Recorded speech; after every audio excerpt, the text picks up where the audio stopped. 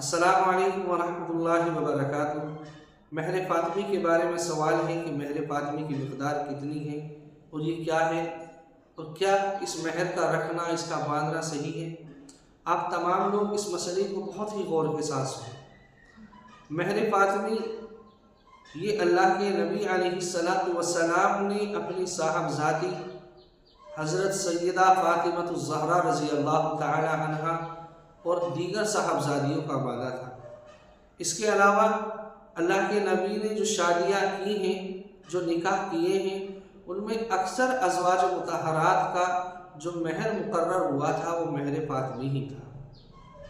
تو آپ لوگ سمجھ گئے ہوں گے کہ مہر فاطمی وہ ہے جس کو اللہ کے نبی نے اپنی بیٹی اور اپنی بیویوں کے لیے مقرر کیا ہے۔ مہر فاطمی کی مقدار ہے 500 درہم۔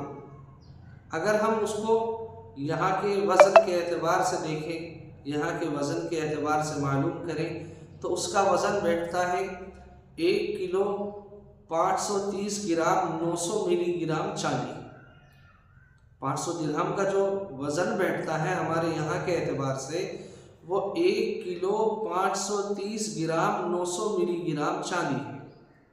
اگر ہم آج کے موجودہ ریٹ کے اعتبار سے، قیمت کے اعتبار سے اس کو دیکھیں تو تقریباً 1,35,000 اس سے کم و بیش اس کی مقدار بیٹھتی ہے۔ بہرحال اب میں آپ لوگوں کو یہ بتلانا چاہ رہا ہوں کہ آپ لوگ جب بھی نکاح کے اندر جائیں، نکاح کریں، کسی کا نکاح کرا رہے ہوں تو سب سے پہلے یہ چیز دیکھیں کہ لڑکے کی حیثیت کیا ہے۔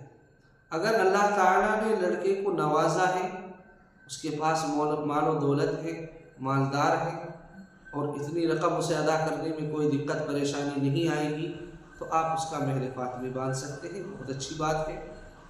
اور اگر لڑکے کی حیثیت کم ہے، اتنی مقدار، اتنا پیسہ وہ ادا نہیں کر سکتا ہے تو آپ اس کی حیثیت کے اعتبار سے اس کے مہر کو طے کریں۔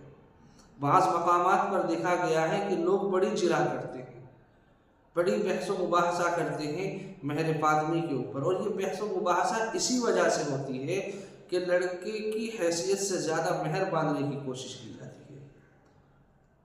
اگر آپ اپنے معاشرے کے اندر دیکھیں، ہم تو یہاں تک بھی لوگوں سے سنتے ہیں کہ بہت سارے لوگ ایسے ہیں جن کی شادی کو ایک طویل عرصہ ہو گیا، اس وقت مثلا کسی کی 10 سال پہلے شادی ہوئی، اس وقت اس کا مہر فاطمی باندھ دیا گیا اور اس نے آج تک اپنی بیوی کا یہ مہر ادا نہیں کیا، اور نہ کرنے کی وجہ اس کی حیثیت سے زیادہ ہوتا ہے۔ بہت سارے لوگ آپ کو ایسے مل جائیں گے کہ جن کی شادی کو ایک طویل مدت ہو گئی لیکن مہر ادا نہیں ہو پایا۔